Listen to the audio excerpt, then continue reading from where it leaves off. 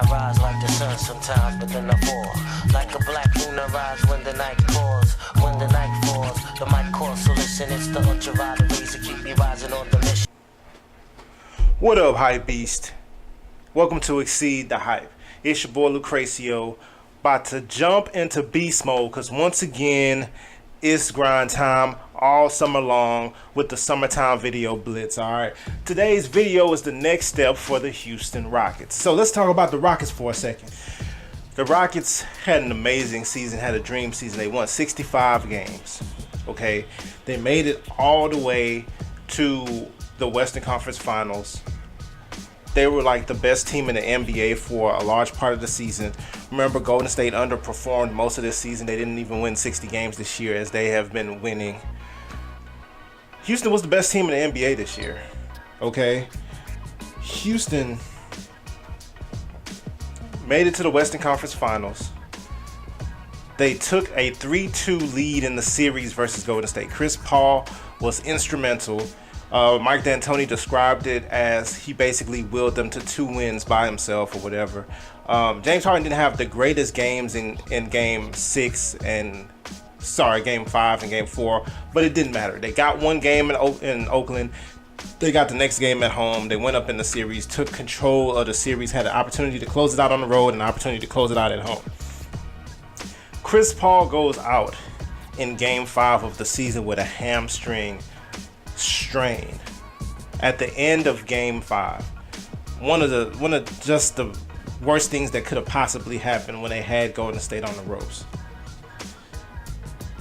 Golden State ends up winning game 6 at home, as we all expected. Houston gave a good shot at it, but Golden State pulled it out at home. It came down to game 7 where the Rockets had control over the game until the third quarter.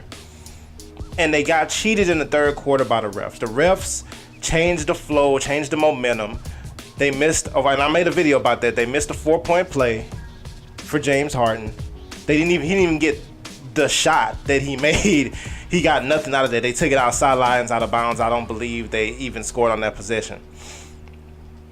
They let the Golden State Warriors get away with some egregious moving screens. They were hacking Eric Gordon a lot going to the basket. There was one play he got hit by Draymond Green and Kevin Durant. Fell on the ground, nothing, no call. All that contact, no call. They got hosed in the third quarter of that game, basically. They got hosed completely. It was some Sacramento Kings versus the Lakers stuff in that third quarter. That changed the flow of the game. All of a sudden, Steph Curry started making his shots. All of a sudden, everything started falling. Golden State took control of the game. They didn't look back. The Rockets gave it a good fight, okay? But I do believe that the referees hosed them out of that in that third quarter. And I think a lot of people are going to point to the 27 missed threes. They did miss 27 threes in that game in a row. 27 in a row. But I feel like when the momentum changes, it affects the way. Because one thing, they had a pick and roll going with James Harden and Clint Capella that Golden State could not stop because Clint Capella was too big for him. And they stopped going to that. And I think the reason they stopped going to that is because they knew if there was contact, they weren't going to get the whistle. So they settled for a lot of threes. And it's their game plan to shoot a lot of threes anyway. But I do feel like this season ended very poorly because they had an opportunity to go to the finals and they didn't. And it wasn't just because of their performance. It was also outside factors that stopped them from going to the finals this year. So that's a very rotten way to end any season. But hey, it is what it is. The Rockets are not in the finals. Golden State and Cleveland for the 4th time. Like I'm sure the NBA wanted all along. And the Rockets are left to pick up the pieces. Well, the only thing is the Rockets have a lot of good pieces to pick up this year, all right? So let's talk about the next step for the Houston Rockets to make sure they come back and are in the same situation. And hopefully they'll be strong enough that the refs and stuff like that can't, cheat them to the point where they lose. They can still overcome whatever adversity. So, first of all, they have to get over being kind of cheated out of a finals appearance. I don't know if that's how they actually feel, but I don't see how you cannot feel that way, especially when they go back and look at the tape. There's currently threads on Twitter that just show all the missed calls. You can't miss it, okay? So I don't know if that's how they feel, but I would imagine they feel like they got, holes out of a finals appearance. They have to get over that, first of all. Okay? Next thing, they have to focus on bringing back some of the key contributors of this team. Trevor Ariza. Now, people are going to say, well, he shot 0 for 12 in that last game or whatever. He played really good. He played as good defense on Kevin Durant as somebody who's smaller than Kevin Durant can play. Right? His effort on Kevin Durant was excellent, basically that whole series, but especially in that Game 7.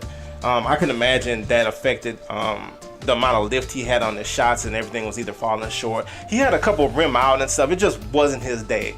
It wasn't a day for Trevor Ariza. But I definitely think he's getting old, so you do have to think about that. But I definitely think he's somebody that you could bring back as long as it makes sense. I think Gerald Green, they picked him up basically off the street. He was chilling at home in Houston. They called him up. They say, hey, you want to come play for us? Want to come try out? And it worked out. He was very big for them. He's really athletic. He's long, and he can shoot. So that obviously spells well for his chances with the Rockets. I do think he can still play. I do think they should bring him back next season as well. Let him have a off season and another season to get even more accustomed to D'Antoni. He was one of the people that D'Antoni trusted in the playoffs, because we all saw that rotation got really slim in the playoffs. So definitely try to bring back Gerald Green if you can. Another key this offseason is not to get too caught up in the LeBron sweepstakes. You can do your due diligence. You can, make the phone calls, talk to the agents or whatever, and see if he's really interested in playing for the Houston Rockets. But at the end of the day, I wouldn't put too much energy into that. I think it's kind of unlikely. First of all, they have too many ball handlers, and even though LeBron says he wants to play off ball, I don't think he wants to play off ball that much. To the point where, James and Chris are constantly handling and LeBron is playing off ball like the whole game. I just don't see that happening. I think it'll cause some friction. Too many cooks in the kitchen. I don't think that's really going to work. I don't think that's really feasible, especially because LeBron makes a lot of money. This season he made $33 million. With him, Chris Paul, and Jay, I don't even know how you would fit all those under a salary cap when you got other people that you have to absolutely worry about re-signing. So don't get too caught up in the LeBron James sweepstakes. Keep about it the way you've been going about it. Free agents that the Rockets should look at. I personally, Aaron Gordon of the Orlando Magic is somebody I think would fit beautifully with this Rockets team. Now, he is a restricted free agent, so I don't know how likely it is that Orlando won't match anything. I don't know how enamored they are with him or whatever. I believe they would basically match everything. But if there is a way to pry Aaron Gordon away from Orlando and get him on this Rockets team with this, free-flowing up and down offense or whatever, with his athleticism and his ability to shoot. He's not a great three-point shooter yet, but I feel like it's growing. I think he would be a perfect contributor to this team. I think they should also look at Kentavious Caldwell-Pope of the Los Angeles Lakers. I think if you end up losing Trevor Ariza in the offseason, I think he can approximate basically what you got from Trevor Ariza. He's somebody who's known as a defender. He can also shoot spot-up threes sometimes. I don't think he's as consistent as Trevor Ariza. I don't even think he's as good of a defender as Trevor. But he has that same size, similar length. I think he can help you in the same ways that Trevor Ariza helped you, kind of without the veteran leadership that Trevor Ariza gave you. So he's somebody to look at. JJ Redick is another shooter. He's not the greatest defender, but he's not, horrible. He's just another shooter to add if you're interested in getting another shooter in a rotation. Also, Avery Bradley is another one of those type of guys. He's not as big. He's like 6'2", so he's not nearly as big as Ariza and PJ Tucker and some of these other guys, but he's outstanding perimeter defender, and he can definitely shoot. He can also create off the dribble, as he gets older a little bit more. And Derek Favors, now he doesn't exactly fit with what the Rockets do, but I just thought he would offer a good change of pace. Like, one thing, when the Rockets go cold, one thing they didn't have is like an inside presence. They had Clint Capella, but he's more of an activity screen and screen and roll type big. He's not somebody that you necessarily kick it down to and can ask to get you 2 points out of a post up or whatever. Not typically. So I think Derek Favors would give you a change of pace, a different look out there that you can go with. I do think that's a little bit odd, because I think he's going to be asking for money, and I don't think the Rockets will have it to pay, but he's worth a look. I always thought Derek Favors was a good player, was very underrated. Another key this offseason is to find a way to re-sign Chris Paul, because we all know Chris Paul was a huge part of the success that the Rockets had this season. Like, the Rockets have been having success the last couple seasons, but it wasn't like this season. This season, there was, it was in the back of your mind that they could possibly do this, that they could possibly knock off Golden State. And then when we actually saw them play, they really looked like they were going to knock off Golden State. If Chris Paul would not have gotten hurt, they would have knocked off Golden State. So I feel like the Rockets need to re-sign him, right? The problem, Chris Paul is the head of the Players Association, the president of the Players Association. He has been lobbying for these Supermax contracts. They got what they wanted with these Supermax contracts. Chris Paul is going to be looking for 5 years, $205 million this offseason. His talent and his ability and his leadership is worth that. The problem is he's 33 years old. He is not a spring chicken. He is 33 years old. 5 years, he will be getting over $30 million at 38 years old.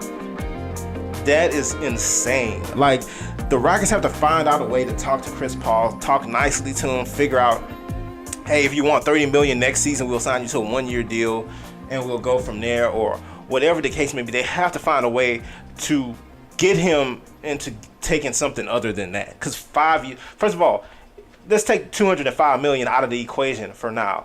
5 years for somebody who's 33 years old, whose name is not LeBron James, is tough. Okay, even Chris Paul, 38-year-old Chris Paul is not going to be what Chris Paul is now. That's tough. That's going to be a tough one to swallow. So they have to figure out how to work out something with Chris Paul that doesn't end in 205 for 5 years. Okay, but if they can do that and they can re-sign him to something that works for both sides, they'll be in great position going into next year. And the number one thing the Rockets have to do this season, this offseason for next year, is to re-sign Clint Capella. Clint Capella is a restricted free agent. He will get all of the attention this offseason, other than like LeBron and Kevin Durant and those top level players. Clint Capella is gonna be one of those next guys. Clint Capella has balled out all season. The analytics crowd absolutely loves him.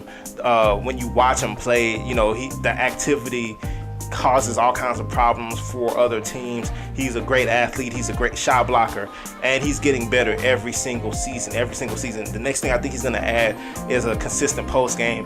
He is going to be really, really outstanding in this league, because he's the big of the future in this league. There's nobody quite like Clint Capella. Okay, there's people who play a similar style, but he is probably the best at what he does personally. So he is going to get a lot of money thrown at him this offseason. It's going to be tough, but the Rockets basically have to match whatever is thrown at Clint Capella. You cannot afford to lose. He is a big part of the reason that this D'Antoni thing is working for the Rockets, right? Because you need something going inside. You need some kind of inside presence, and he is perfect for a D'Antoni system. He's perfect playing next to Chris Paul and James Harden. He is just absolutely perfect for the Rockets. So you absolutely have to find a way to re-sign him. Doesn't matter. They're gonna have to cut a blank check to Clint Capella. Whatever the other teams offer, the Rockets have to match. But that's the number one thing the Rockets have to do this offseason, to come back and knock Golden State off next year in the Western Conference. All right, let me know what you guys think down below in the comment section. Let me know what you guys think. All right, once again, it's the Summer Video Blitz. We got videos coming at you, one after the other, nearly daily uploads. We're going to try to shift into daily uploads. And like I said, this is the Blitz. We're coming at you all summer. All right, see you next time.